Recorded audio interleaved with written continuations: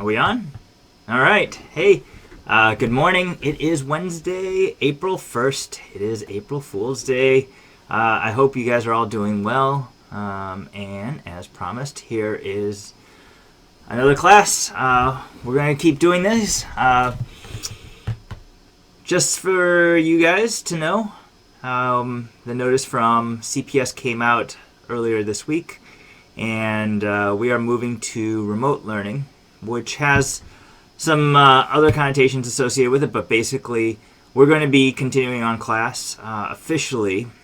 We're going to be kicking off those things after the spring break. So we're going to finish up these activities here this week, and then next week I will be off for spring break, but if you guys need anything, you can always reach out, and I'll be on email, but we won't be doing any more class time or assignments for next week, but we'll just be sheltering in place and enjoying time with our family and hopefully staying well.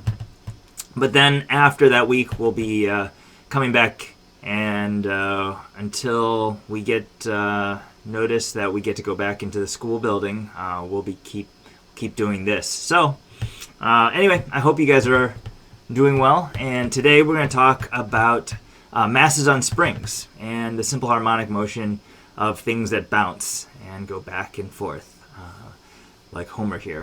So let's get started.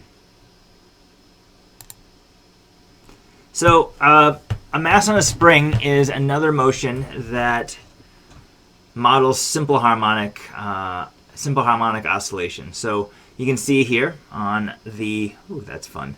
In the upper right corner of your screen, you can see there's a mass on the end of a spring, and it's bouncing back and forth and back and forth. And you can see that, here, I'm going to move the mouse here.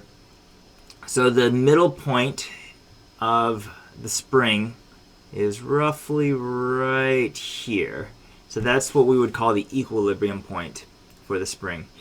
And it moves back and forth just like the pendulum on the end of a string. So and the equations for period and frequency are exactly the same. I know my head is blocking the frequency, so I'll duck here.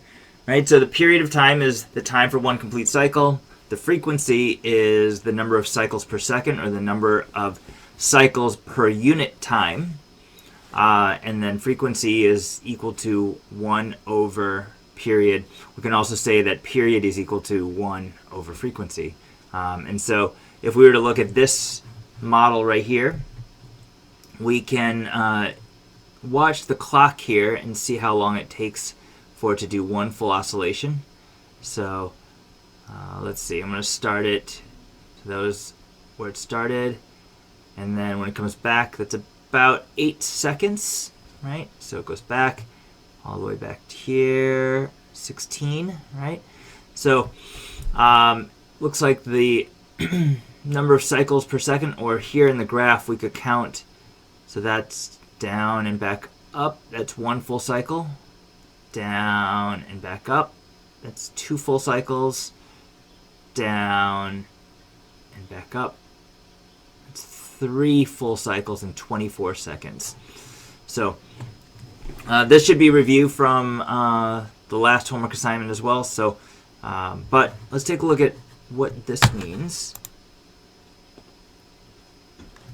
in terms of springs. So, springs are defined by a thing called their spring constant. So, lots of different springs out there exist. You've got these little small light springs, you've got these thick heavier ones, and these ones in the middle.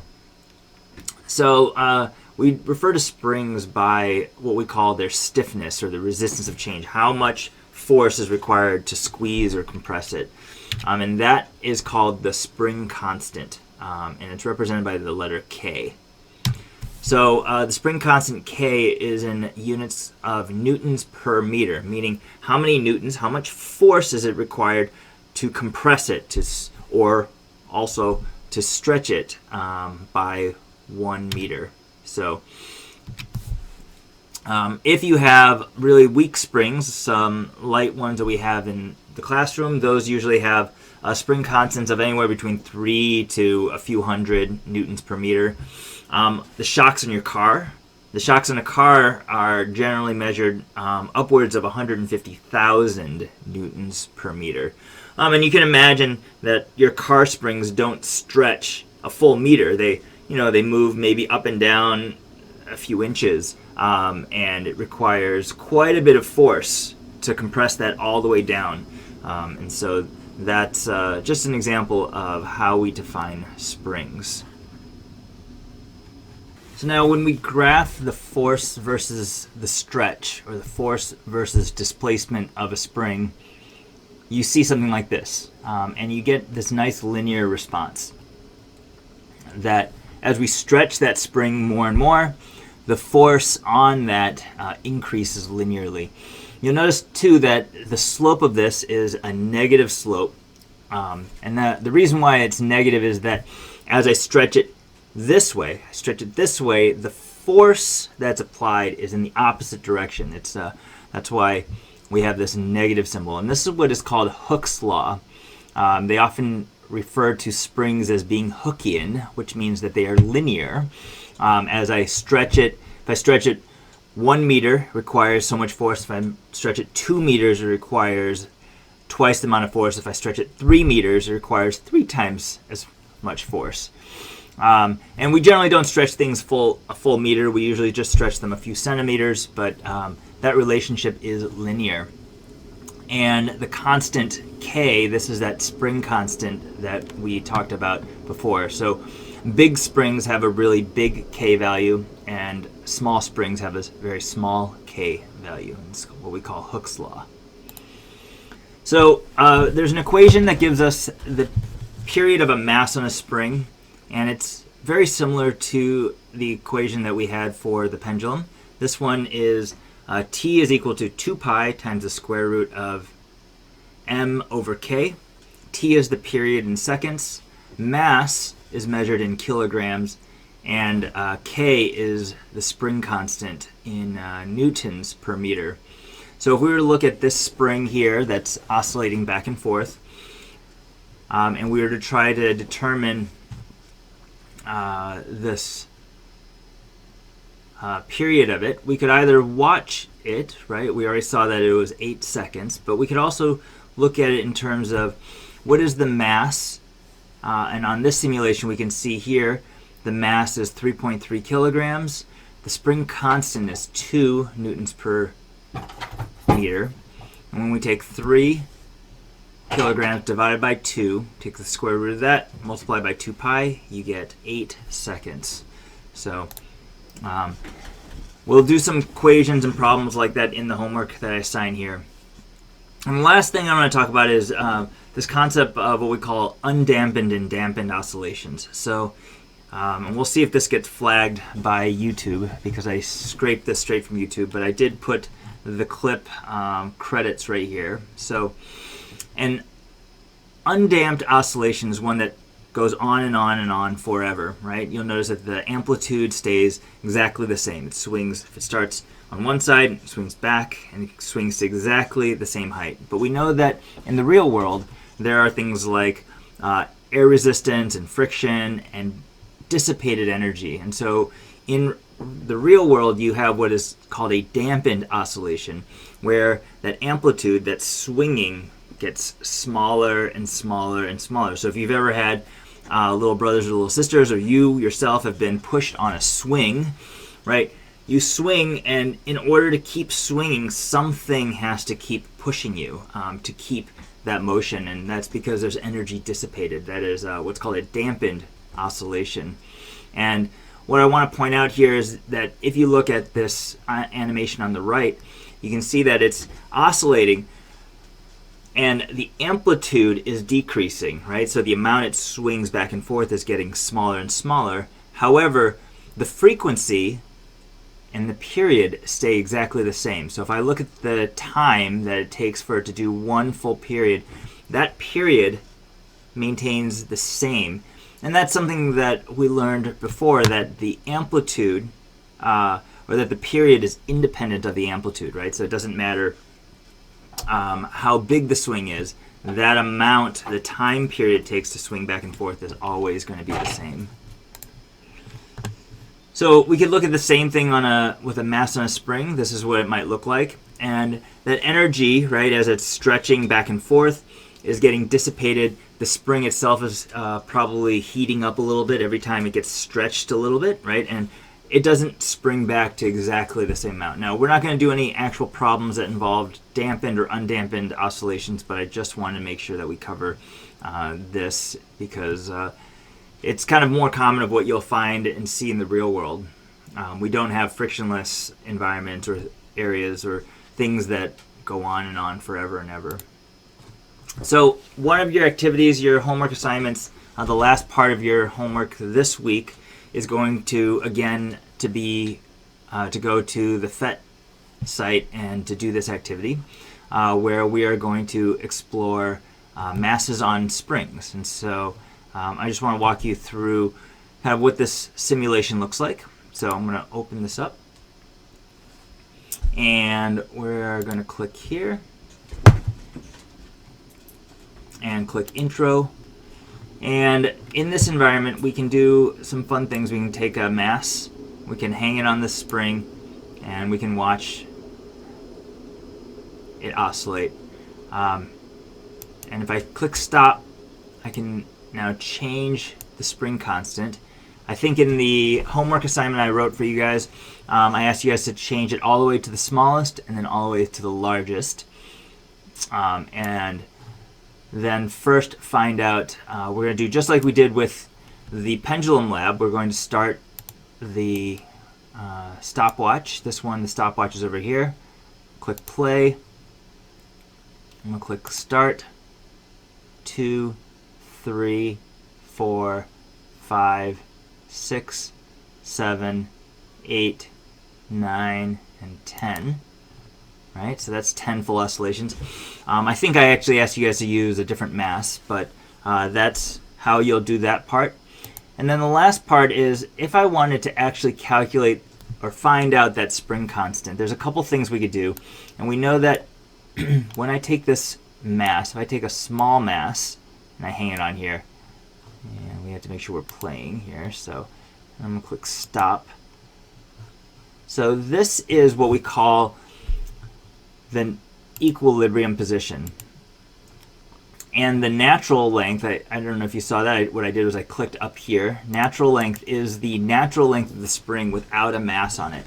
So right now, we have 50 grams hanging on the spring, and it has stretched this amount. And so if I wanted to find out the amount of stretch, I grab the ruler, and I place it right here, and move that there, right? And it looks like, what is that, 10, 15, let's see, 16 and a half, maybe? So 16.5, and this looks like it's in centimeters. So 0.165 meters. And the force that's pulling down on here, 50 grams, it's not 50 grams being pulled down there, but it's 50 grams times 9.8. And so to find that force, I'm going to go back to the slide here. So do I have a... Oops, I don't. So let's do this. Can I... Nope. Oh, that's fun. That's not what I want to do either. All right, so...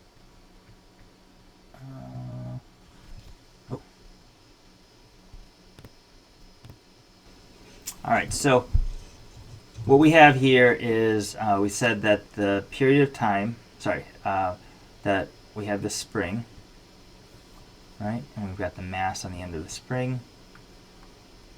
And this is 50 grams. We know that the force pulling down on this, the force of gravity, is equal to m times g. So in this case, we want to use not 50 grams, but in kilograms. 50 grams is equal to 0.050 kilograms, right? And so this is 0.050 kilograms times 9.8 newtons per kilogram. And if we do that, let's see, 0.05 times, 0.05 times 9.8 gives us 0.49. Oops. 0.49 newtons. And the stretch, oh, what was the stretch on that? We said the stretch was 16.5 centimeters. And we know that delta x is equal to 16.5 centimeters delta x. And that's equal to 0.165 meters. And so if we were to graph this, we could graph it. We could also just, we also know that 0, 0 is one of our data points. We can just find our k value. We know that f is equal to k times x, right? So if I want to find k, all I have to do is divide f by x. And so in this case, it's 0.49 newtons divided by 0.165. Right? And 0.49 divided by 0.165 gives us 2.97. 2.97 newtons per meter. Now that's getting a little messy there. But that's one of the things that you'll have to do. Okay, so that should help you with most of the homework. There are some other problems that involve using the equations, but quick summary of the notes here. So simple pendulums. Remember that the period of time is equal to 2 pi times the square root of L over G. And the period is only dependent on length and gravity. So depending on what planet you are on, if you're on the moon, or if you're on Jupiter, or on Earth, and the length of that pendulum are the only things that matter or that affect the period. The mass on a spring, the equation looks really similar, but instead of 2 pi times the square root of L over G, this is 2 pi times the square root of M over K. And the period is dependent on the mass and the spring constant. And here has no effect on the length, right? So the length of the spring doesn't matter. And gravity also doesn't matter, right? So this doesn't matter whether you're on the moon or on Mars or on Jupiter, right? For a mass on a spring, the only thing that matters is the mass and that spring constant. And in both the scenarios, I'm blocking that, but in both scenarios, amplitude has zero effect, right? So it doesn't matter if it's a big oscillation or a small oscillation, it is exactly the same period of motion. So that's it. I hope that was helpful, and yeah, take a look at the homework assignments. This will be the last assignment that we have for this week, and then I'll probably post another short video going over a few of the problems tomorrow to help you guys out. And then another short quiz on Friday. And then after that, we are officially off for a week for spring break. It's not going to feel like much of a spring break, but anyway, I hope that you guys are staying safe and being well. And I do miss seeing you all. And it's awkward talking to a screen and a video here. But anyway, I hope you guys are doing well, and I will see you guys soon. All right, bye-bye.